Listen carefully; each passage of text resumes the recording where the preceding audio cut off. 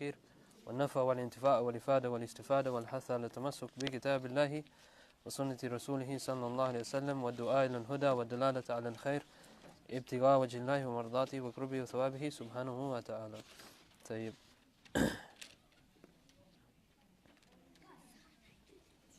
So last week we started on the section of the early years. So the early years, and we start with the suckling, then eating, and then living simply. Inshallah. So when it comes to suckling, how long, in terms of fiqh, how long can a woman breastfeed her child? 2 years. Yeah, for 2 years, and it's something that's recommended to do, up to 2 years, and then the child should be weaned before that, before they become 2. What was Imam Abu Hanifa's position? What was Imam Abu Hanifa's position? The position of the Hanafi school is 2 years, and the other schools. But what was Imam Abu Hanifa's position, his own? Yeah. How long? 2.5, 30 months. Yeah. So Imam Abu Hanifa's position was that it's 2.5 years. And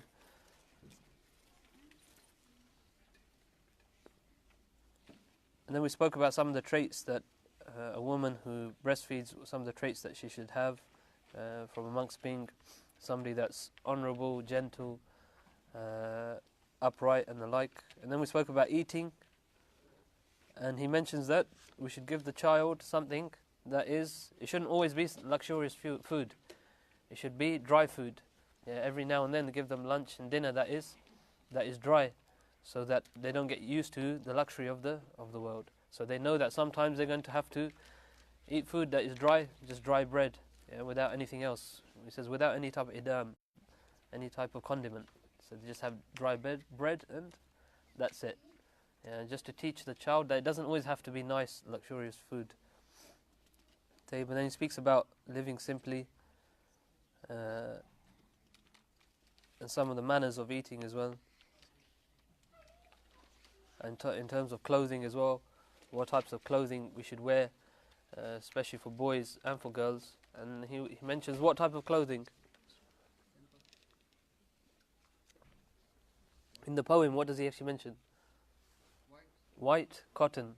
Yeah, just white, plain white cotton. Because what was the reasons? Why just plain white cotton?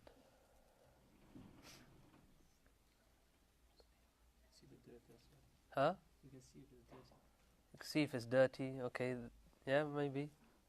What else? Just to keep them from over-adornment. That there shouldn't be no type of zina. Yeah, that the zina, adornment, is for women, and to keep the boys away from any type of adornment. And he says it's easy to maintain. They're cheaper. It's easier to maintain clothing that's not colourful and the like. And as we mentioned, this is one of the most difficult areas in the times that we're living in, is in dressing your children, because when it comes to designer labels and everything, there's a lot of peer pressure on the children. So we have to use a lot of wisdom when it comes to that. And how do you deal with it as parents? And he says then towards the end that don't let them sleep during the day. Prevent them from sleeping during the day, fearing laziness, or that it becomes a habit. So when they come of age, don't let them, certain age, then stop them from sleeping during the day, so they don't become lazy. So we come to the section of the age of discrimination. So he says, when the signs of discernment and blessed subtle understanding appear, and he becomes shy of matters, it is the first sign of the light, which is a gift gifted by his Lord. He knows by it things as they should be. That is the first moment in the child's understanding that the light of intellect, aql, ascends upon him. So the age of discrimination, when the signs of discernment. What are the signs of discernment?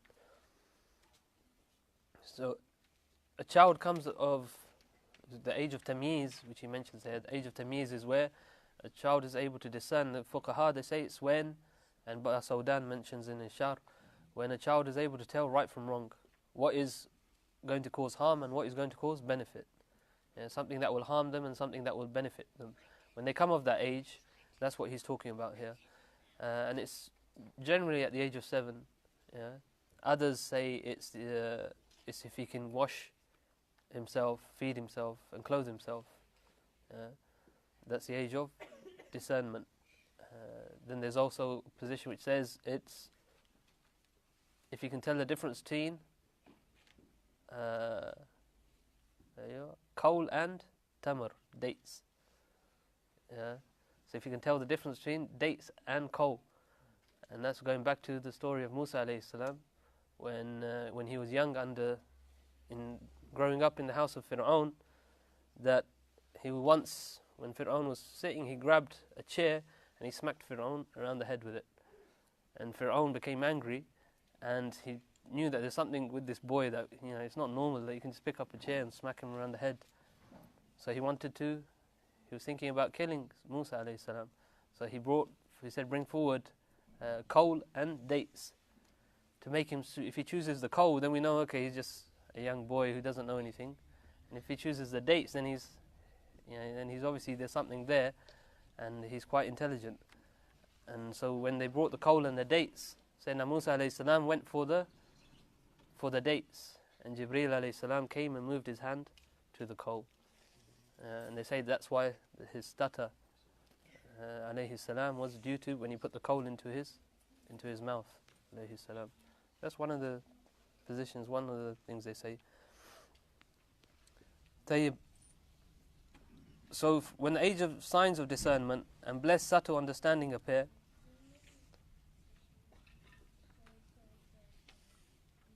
so he says here in Arabic it's yastahi. It says when he becomes shy of matters. And the word haya, it comes from the word haya, yastahi. It's difficult to translate as most Arabic words because it has much greater meaning than just being shy. Haya is much greater meaning than shy. It's actually the opposite would be to be shameless. Somebody who has no shame whatsoever, that's the opposite of haya. So haya is much greater than just being shy. Because if we say somebody's shy, that can be something that's in their character trait, that they may be shy in terms of interacting with people. That's not what we're talking about. We're talking about in terms of shyness, of being shy of displeasing Allah subhanahu wa ta'ala, doing anything that displeases Him. That's what we're talking about, haya. So that they have this haya. And so he says that Basawdan, that haya leads to withholding from disliked actions. And haya actually means modesty or shyness, and it means to hold back. To hold back from something is haya. So modesty is another way of saying it, and modesty would come under haya. To have modesty is part of haya. And there's two types of haya, which Basawdan mentions here. And he says one is nafsani and imani. So that which is intrinsic, so intrinsic modesty, and one that's based on faith or motivated by faith. He says that in the intrinsic modesty is which every human being has, and it includes the desire that one naturally has to cover their nakedness, to cover their awra, whatever they may think their nakedness is, they try to cover that. That's their natural modesty. That's the intrinsic within the individual. Then we have one that's motivated by faith, and he says that's which prevents a believer from going against what Allah subhanahu wa ta'ala has forbidden. So this one motivated by faith is when it's something that prevents a believer from going against what Allah subhanahu wa ta'ala has forbidden. I mean, we can see that even with the intrinsic nafsani, that type of modesty is even lost today, where people no longer are really, you have people who don't care about their nakedness, and they're willing to show everything.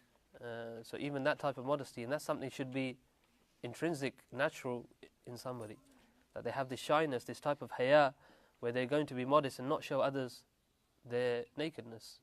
But even that has been lost today, where in the societies that we live in. Obviously for us as Muslims, both are important. The intrinsic, in terms of actually covering your awra and being shy, having haya of showing your awra to somebody else. And so that means we have to teach our children what is awra, what is their awra, navel to knee for a man, and for a woman, mentioned it last week, I think a week before. The awrah for a woman.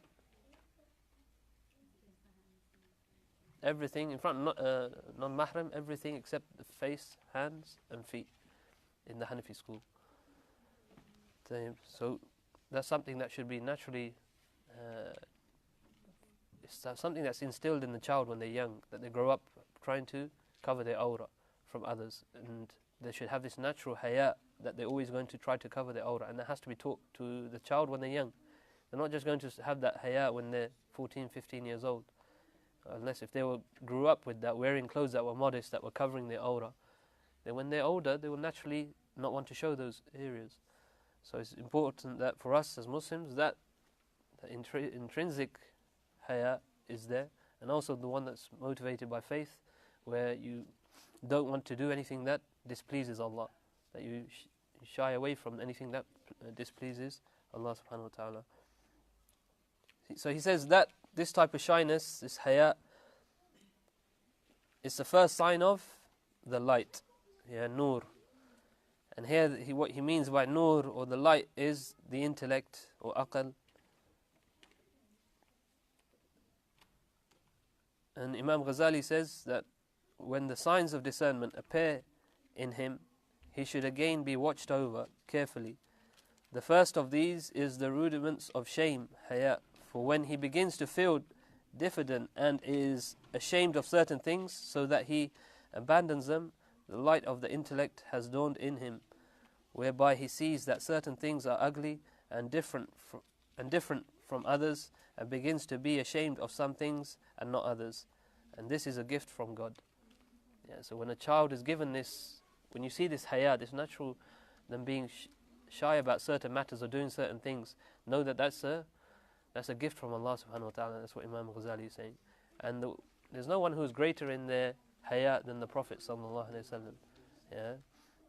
Where in a hadith he says in Sahih Bukhari that he was more bashful, or he had more haya than a virgin in seclusion, in her quarters. That he sallallahu alaihi wasallam was more shy than her, sallallahu alaihi wasallam. And he says ashaddu haya, he was even more shy than that, sallallahu alaihi wasallam. That's how he was, sallallahu alaihi wasallam. But again, shyness here we don't mean that he was shy to interact with others. No, that's not what we were talking about. He had haya, that he was modest, and he had haya and shame in front of Allah subhanahu wa ta'ala. That he was always, he never wanted to do anything that displeased Allah subhanahu wa ta'ala. He always had this concern, sallallahu alayhi wa sallam. And that's being a prophet, and he had that concern, sallallahu alayhi wa sallam. So he says this is a gift from, this is a gift gifted by his Lord. And he mentions here light, that the first sign of light, yani nur, he calls it nur, that his aql, that he calls it light, because you use your aql to learn, educate yourself, and then it guides you. And that's why just as a light guides you, and that's why he's calling the intellect, the aql, light, because it should guide you to the truth. But not everybody uses their aql, and that's why it doesn't guide them. So, but your aql, your intellect, should guide you to the truth. So the Prophet ﷺ, he said, the dunya is the abode of the one who has no abode. Wealth is the possession of one who has no wealth. The one who gathers them has no intellect. So he said that the dunya is the abode of the one that has no abode, really. And wealth is the possession of the one who has no wealth. So somebody trying to attain then both of them, the dunya and trying to attain wealth. He says the one who tries gathering both of them, he has no intellect. He has no aql. That why is he trying to attain the dunya and attain wealth? That he has no intellect. So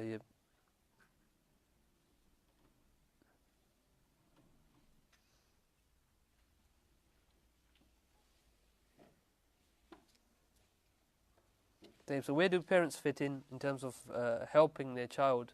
Because obviously the intellect is, when you see that first light in the child, It's then upon the parents to make sure that that intellect grows and develops. So it's upon the parents then to start educating their children. This is what we mentioned last week, that the first 7 years are where they should be in the hadana, where they're kept close to the mother, but then the next 7 are where they are now formal education begins. So this is where they start attending lessons, this is where they're taught in a more formal manner.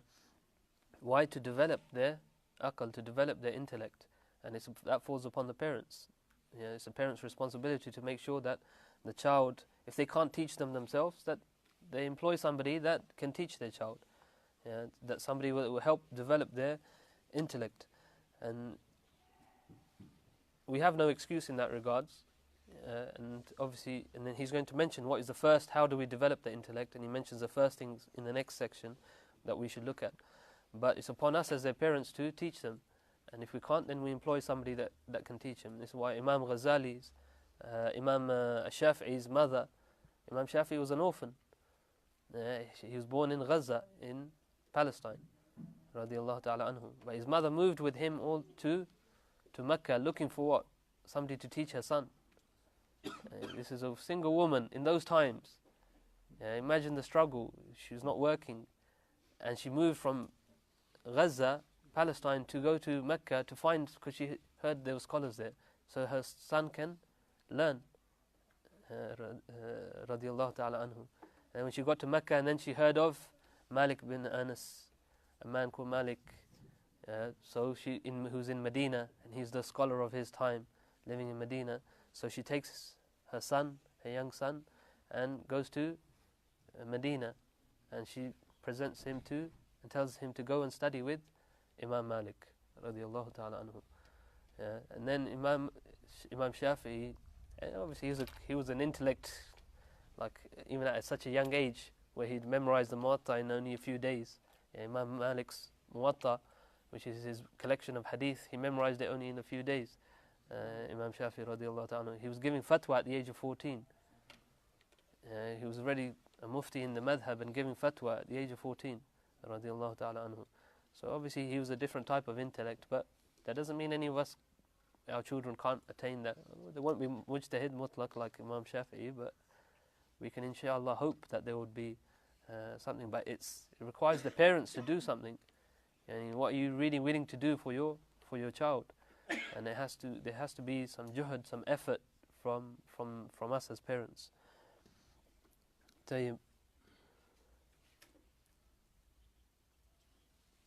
Imam Ghazali, he says, he identifies modesty as one of the traits that identify intellectual development.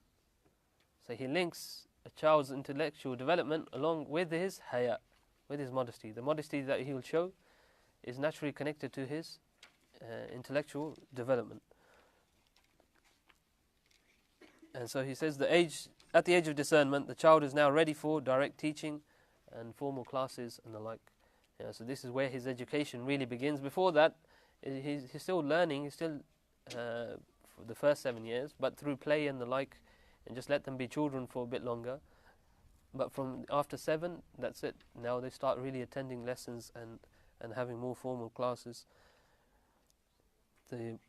So, as you can see from that section, when this first light appears, the aql, that one of the first things we have to ensure our children have is haya, that they have modesty in every aspect of their life, in their dress, in their mannerism, in the way that they eat, in the way that they deal with others, and first and foremost in the way that they are with Allah subhanahu wa ta'ala.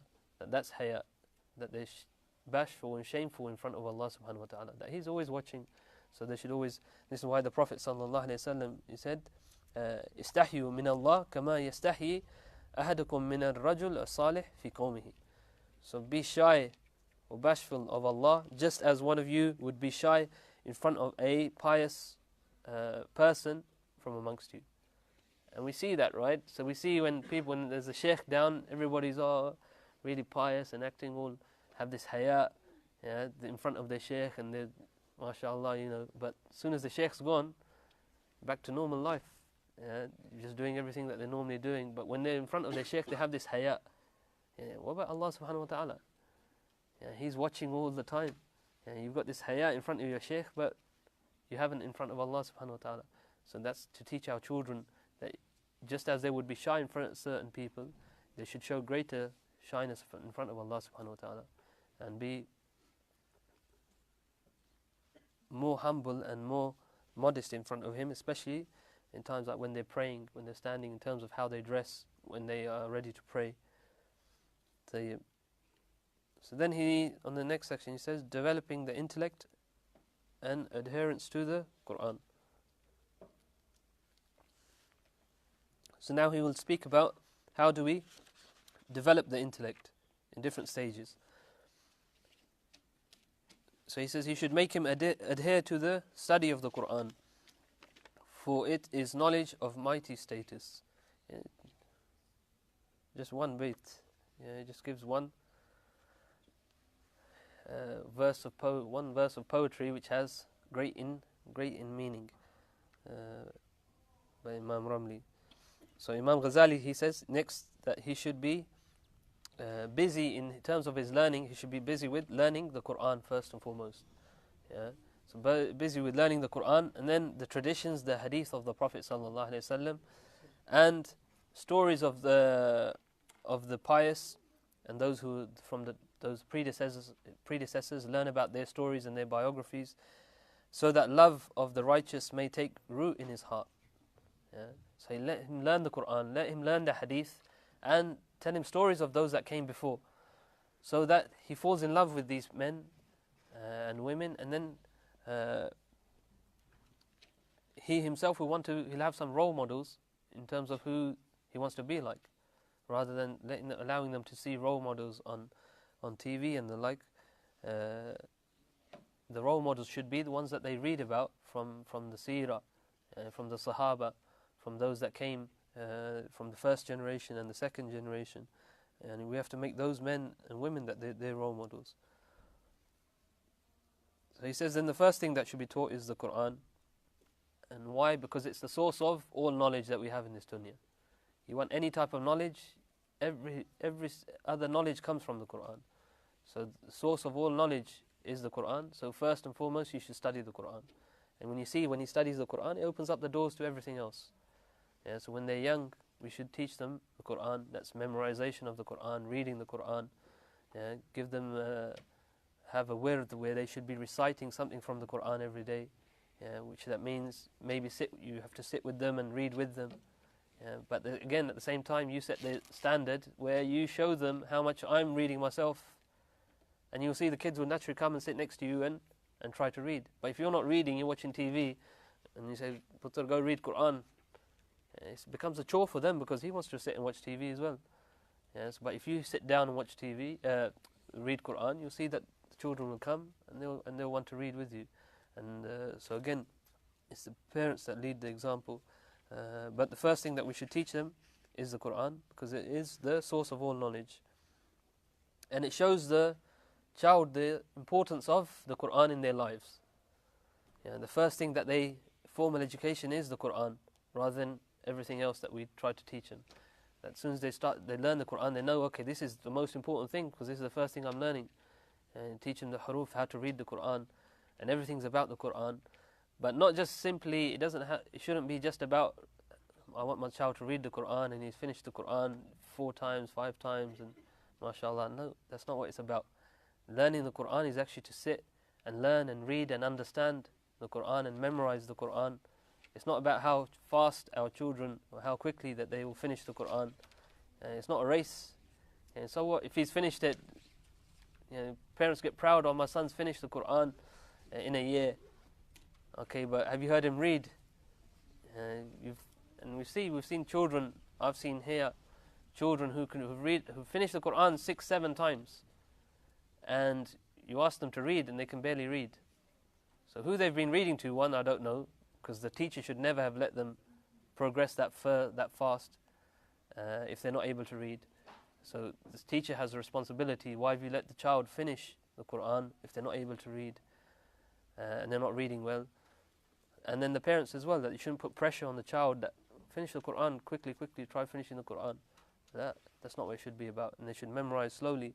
And this is why, how long did it take Sayyidina Umar to memorize Surah Baqarah? Radiyallahu ta'ala anhu. Huh? Yeah, it was a long time, but not 30, just under half that. So 12 years.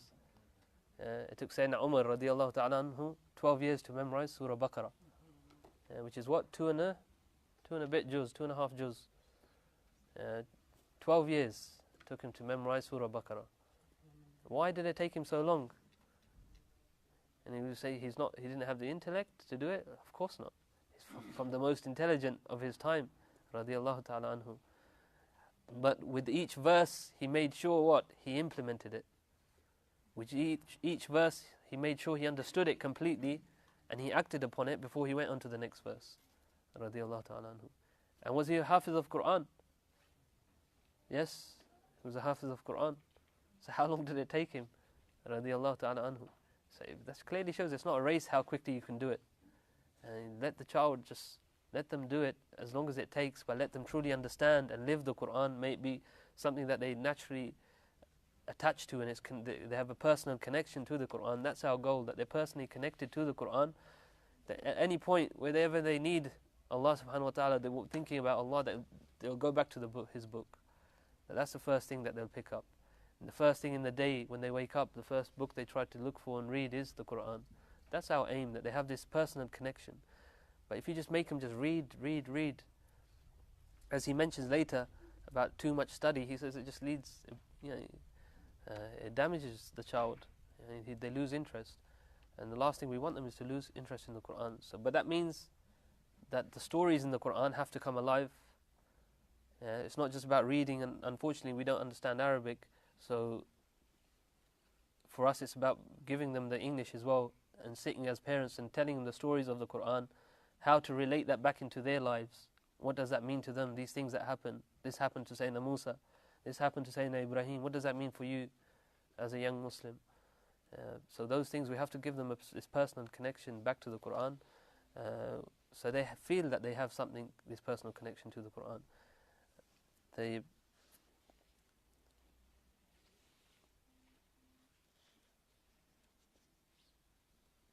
And then at the same time they have to be taught the etiquettes of the Quran as well when they're young, how they should, when they have to be in wudu when they touch the Quran.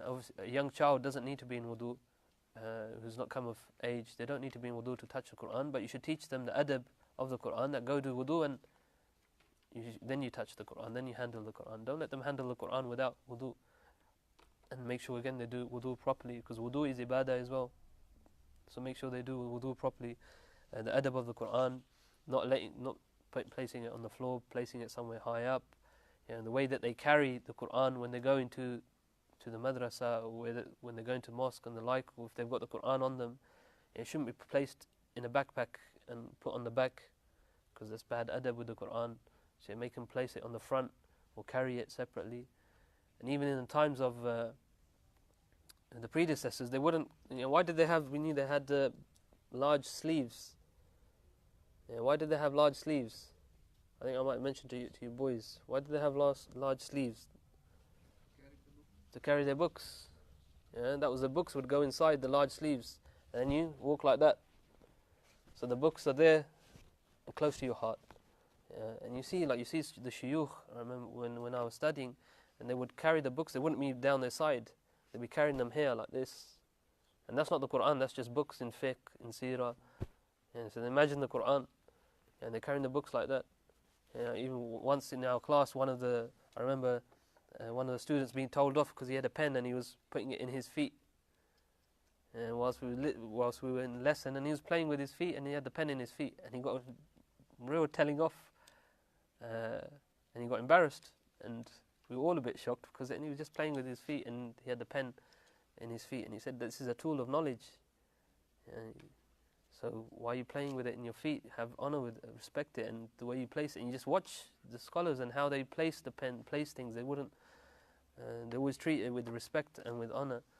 And again, the Quran is first and foremost. And so there's a book by Imam An-Nawawi on the etiquettes of the Quran, which is translated into English it's by Imam An-Nawawi. But the English is called Etiquettes of Quran, unless somebody knows. I can't remember, by Musa Furba.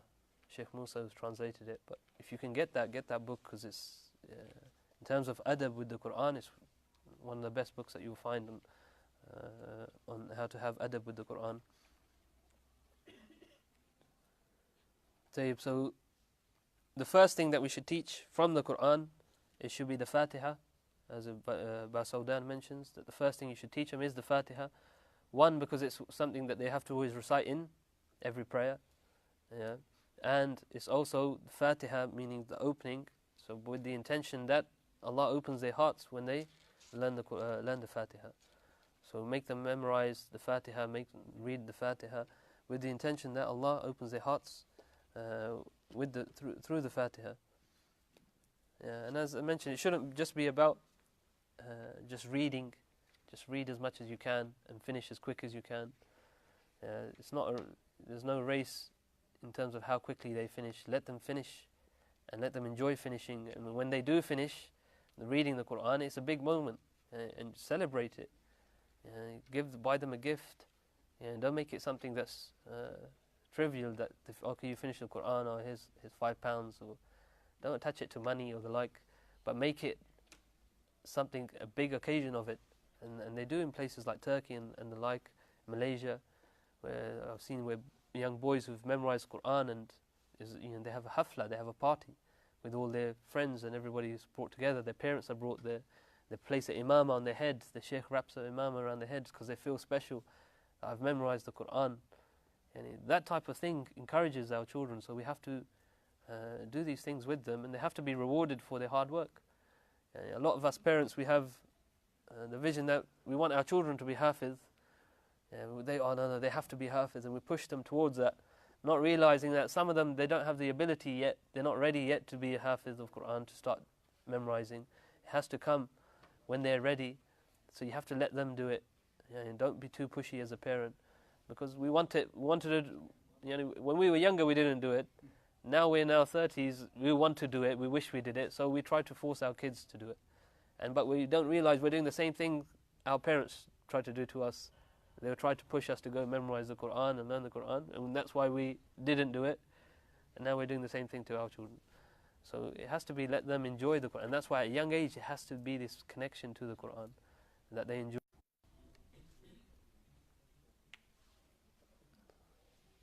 So we should, and as I mentioned, Imam Nawawi's book is a fantastic book in terms of the adab one should have with the Quran. But some of the adab that he mentions is that as a parent, you should employ the best teacher that is available. The best teacher you can find in terms of teaching the Quran, that's who you try to go for. You try to get them the best teacher that there is. And then the child should know that that's the best teacher, and he should think that his teacher is the best and there's nobody better than him, because then he will learn more from that teacher. So he has to himself think, my teacher is the best Quran teacher there is. And when he has that thought, or she has that thought, they will learn more, because they have this connection to their teacher as well. The student must respect his teacher and always have adab with his teacher, such as when we've lost some of these adab, these manners that were there for centuries, and even in places like Pakistan they have them, where such as when the teacher walks in, you stand up for the teacher. And I remember in Pakistan when I was there younger, when the teacher came in, we had to stand up. You don't, by Muslim, you have to stand up, right? But now we've lost that tradition because we've grown up here, and we don't stand up for our teachers in school. So we're not going to stand up for our Quran teacher. We're not going to stand up for our teachers. But when the teacher comes, you stand up. And the teacher has modesty, and he says, "Oh no, sit down." And he doesn't want you to stand up for him, but you stay standing out of adab. And then when he gives you the command to sit, then you sit. These are just basic manners that we should have for our teachers in general. And again, as I mentioned, in the way that we carry our books and we carry the Quran especially, not to raise your voice whenever you're reciting the Quran. Don't be shouting the Quran. Not to be raising your voice in lessons. Your people around you, the other students, the children, shouldn't be raising their voice at others.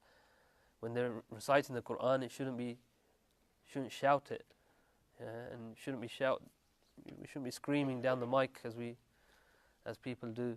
It should be read with the Prophet sallallahu alaihi wasallam said, زينوا القرآن بأصواتكم. Beautify the Quran with your voices. Not shout it and be screaming down the mic. And beautify your voice with the Quran. So beautify the Quran by your voice.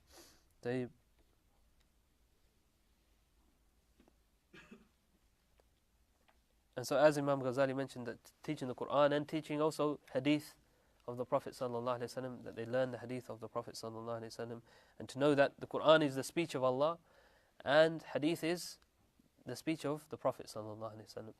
And so again, to have this connection to the sayings of the Prophet sallallahu alaihi wasallam and the importance of his speech sallallahu alaihi wasallam. Then he mentions developing the intellect, keeping the mind busy.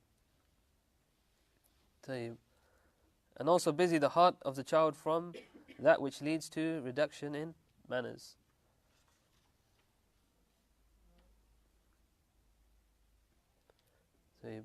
And with the Quran, what did we mention in the first lesson? That the Quran is the banquet of Allah subhanahu wa ta'ala.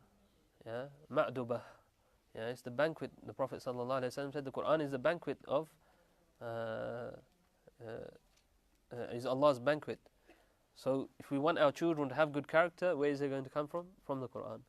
And the way that they behave and the way that the manners that they have when they show with the Quran, their connection to the Quran has an effect upon their character in general. The way that they're hard working in their Quran, that will have an effect upon their other sciences when they start studying the other sciences. So however they are with the Quran in terms of their study, that will have an effect. It's a sign for you on how they will be in the other sciences. And that's why the Quran is the door to all the other sciences. So we show that the most importance. So he says, also busy the heart of the child from that which leads to reduction in manners.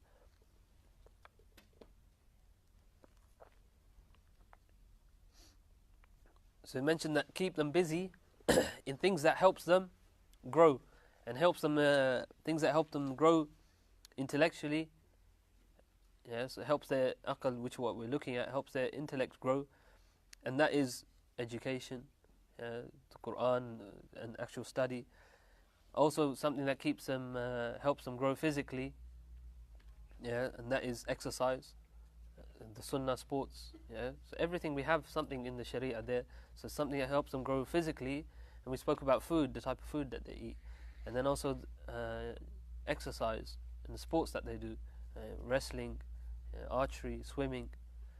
So these things, and some things that help them grow emotionally, yeah, that they emotionally they're able to grow as well in terms of how do they deal with their feelings, and that comes with what? With suhbah, with being with their parents, spending time with the family. And that's why the Prophet ﷺ said one of the that spending time with the family is not considered time wasting. Yeah? So spend time with your children, and that which helps them grow spiritually, which is worship and their connection to Allah subhanahu wa ta'ala. So start teaching them that they should be praying, teach them that they reading the Quran, and that's helping them develop spiritually. So we try to help them develop intellectually, physically, emotionally, and spiritually. So to all aspects of their development. And so we have to focus on all of that. And that's to keep them, to busy them, their heart, from anything that leads to reduction in manners. Anything that's going to have a negative effect upon them, we have to keep them busy from those things. Things like sitting around and watching TV too much. That has an effect on children. But how many hours do kids sit in front of the TV and watch TV? And most of the time watching it unsupervised, with watching whatever they want. Now with the internet they have even more access to things, and they'll be sitting around watching things which has an effect upon them. But again, we have to keep them busy that way they don't need to go to those things. They don't need to go to the TV, they don't need to go to the pads, they don't need to go to the PlayStation. Have them have clubs, and we have plenty. Alhamdulillah, as living here, we don't have any excuse, because we have plenty of clubs and the like where we can send our kids and keep them busy. There's always things for them to do. you know, most of us have probably grew up around the same time, but when we were younger, we all played outside. Yeah, nobody wanted to be at home. You didn't want to be playing inside and staying at home. But now it's the opposite. You're sitting at home and just drive around our estates where we grew up. You see no children playing outside. Though where we used to play at the back, they're out till late, but we were just playing as kids. But now they're playing on the PlayStations and the like for hours upon hours. Times have changed, and those, we should encourage them. Okay, maybe not playing outside in the times that we live in. It's probably not the best thing either to just let them go play outside as we did when we were younger, but supervised, get them in clubs and the like where they can go and burn off energy, and everything. And there's plenty, alhamdulillah. You've got football on Saturdays and Sundays, and there's clubs everywhere for them to get involved in. And we have to keep them busy from those types of things, and not video games and TV. And it's been proven that these things have a negative effect upon children. In video games, where children are playing games now for hours upon hours, 3-4 hours a night. They come back from school, come madrasa, 2-3 hours they're playing on their video games. Playing games that are not suitable for their age, shooting games and the like, which are not suitable at all for their age. And it's proven that these things, there's been research done which proves that they have a negative effect on a child's behavior. It affects them and it causes aggression, like these types of games, shooting and the like. It causes aggression in a child when they're in their teenage years. It causes them, they can't sit around for 5 minutes and just read a book. They have to be doing something, and that's why we have such a big issue with ADHD. Go back 10-15 years when we grew up, we never heard of ADHD ever, but now everybody's got ADHD somehow. But what's the cause of that? Because they can't sit still for 5 minutes, they can't concentrate, the attention span is reduced. You can't concentrate on something for 5-10 minutes. But then you see a child who hasn't grown up with TV and the like, and you see how they can pick up books and they can sit and read books on their own, do self-study. Why is it that a child who doesn't have a TV, doesn't have these things in the house, can do those things? So I'm not saying that get rid of the TV, or well, somewhat I am, but I'm not saying get rid of the TV and the PlayStation. I totally disagree with them, but it has to. If you're going to have them, have it controlled. If you're going to, PlayStation is like, I would get rid of it personally, but it has to, if you're going to allow them to play games and the like, it has to be controlled. Not all the time. It has to be a reward-based system, that you do something, you're rewarded. And then the games have to look at the age that it says on the game. Don't buy them games that are not age appropriate, because it has an effect upon them. And yes, it becomes easy for us as parents. They're busy doing something, we can get on with doing what we need to do. But that is all having an effect upon the child. And all of these things, especially at such a young age where they're like sponges, it's having a negative effect upon them. So it's upon us to make sure that we monitor our children. And that's why you see that those who invented this technology, their own children don't have the technology in their houses. And that should be a sign for us itself, right? So those who invented this technology, they don't give this technology to their own children. And yet, we as the consumers, we have it in our households for the kids to do what they want with. So it's upon us to keep our children busy with that which, and he talks about so in the next section there at the bottom, the second section, where he says the need for relaxation. So there has to be time where they can just relax, and it shouldn't always be about studying and learning and just lessons, because it actually causes harm to the child. But you have to find the right balance in terms of when they do go and relax and let off steam, that it should be done in a manner that's not causing harm to them. And it has to be monitored by the parent, inshallah. So we'll stop there, inshallah, and we'll do developing the intellect, learning consequences, and the need for relaxation next week, inshallah. We'll finish off that section. Alhamdulillahi Rabbil Alameen. Is there any questions?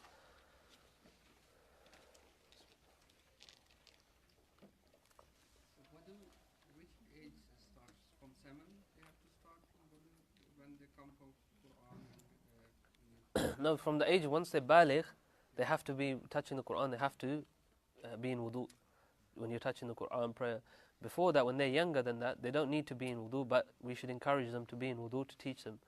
Because all of a sudden they become baligh and they're not going to, so those manners have to be taught when they're young.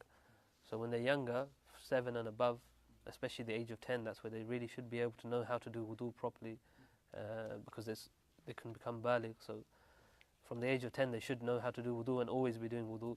And even before that, age 7 and above, start teaching them the etiquettes of the Quran, the etiquettes of being in prayer. Yeah. And one of the common things you have is kids when they start laughing in prayer. In the Hanafi school, that breaks your wudu. If you laugh out loud, where you laugh with sawt, where it's audible, it breaks the wudu, and then that breaks your prayer. Yeah, so it's a big issue. But kids laughing in prayer is like, for some reason they won't do it any other time, but it comes to prayer they'll start laughing. Yeah, so but they're children as well, but you have to teach them that etiquette from when they're young, and just in those few moments you have to control yourself. But again, that has to be taught when they're young. So, any other questions? Bismillah. To a child who's 8 years old, a girl who wants to dress the same as her friends at school, and us as Muslim parents are going to tell her that that's not the way that she should be dressing. What do you have, like a model explanation? I wouldn't say to him, this is not the way you should be dressing, because when you say that to a child, they naturally, when they want to do it, then even more, because you're telling them not to do something. So we have to give them role models, and the role model is Sayyidina Fatima Zahra. There is no greater role model for women than her. And you say, talk about how she dressed. So don't impose it upon them, but just talk about, this is how the Prophet ﷺ's daughter was, this is how she dressed, this is the clothes that she wore. But when they have that personal connection to her and she becomes a role model, that's how they're going to want to dress. And then upon you as a parent as well, you have to dress in a manner that your child would see and want to be like you. Because for every father, for every son, the father is the role model, and for every daughter, the mother is the role model, especially when they're young. So as parents, we set the standard. But just to say to them, no, you shouldn't dress like that. Personally, this is my personal opinion, I think it's not the best method, but to actually give them role models and give them examples of how the great women of Islam dressed, and if they were role models for them, then they would want to be like them. But obviously there has to be the aspect of haya. If they're dressing in a manner, or they want to wear clothing that's too revealing, then that has to be said, well, actually we don't dress like that, because that's too, why? Because it's too revealing and the like. Inshallah.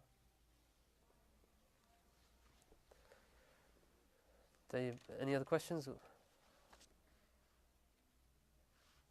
الحمد لله رب العالمين اللهم صل وسلم على سيدنا محمد وعلى آل سيدنا محمد يا ربنا اعترفنا بأننا اقترفنا وأننا أسرفنا على لظى أشرفنا فتوب علينا توبة تغسل لي كل هوبة واسترنا الأورات وآمر آتي واغفر لوالدينا ربي ومولودينا وأهلي والإخواني وسائر الخلاني وكل ذي محبة أو جيرة وصحبة والمسلمين أجمع آمين ربي اسمع فضلا وجود منا لا باكتساب منا بالمصطفى رسولي نحظى بكل سوني بالمصطفى رسولي نحظى بكل سوني بالمصطفى رسولي نحظى بكل سوني وصلى وسلم ربي عليه عد الهبي وآله وصحبه إدادة عش صحبي والحمد لله في البدء والتناهي سبحان ربك رب العزة عما يصفون وسلام على المرسلين والحمد لله رب العالمين في كل لحظة أبدا عدد خلقه ورضا نفسه وزنة عرشه ومداد كلماته اللهم صل وسلم وبارك عليه وعلى آله وصحبه الفاتحة.